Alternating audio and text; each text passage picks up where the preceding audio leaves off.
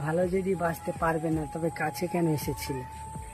আর মাঝপথে যদি ছেড়ে চলে যাওয়ার ইচ্ছে ছিল তা ভালো কেন বেসেছিলে?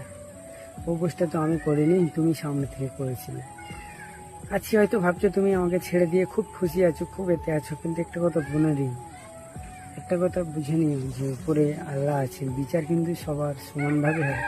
আজকে হয়তো আমি যে কষ্টটা পাচ্ছি তুমি হয়তো সুখে আছো অন্য একজনকে পেয়ে গিয়ে, কিন্তু বুঝে নিও আজকে আমার কষ্টটা কাউকে কাঁদিয়ে কেউ কোনোদিন সুখে হতে পারে না।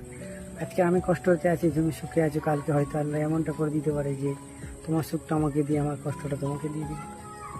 তো কাউকে কষ্ট দিয়ে কোনোদিন সুখী হওয়া যায় না, কথাটা বুঝে নিও। সবাইকে বলছি একটা কথা, কোনোদিন কোনো মেয়েকে ভরসা করো না, এটাই বলবো। ফ্যামিলির এগেনস্টে গিয়ে কোনো মেয়েকে ভরসা করো না কোনোদিন। মেয়েরা কোনোদিন তোমার রূপ দেখে আসতে পারে না।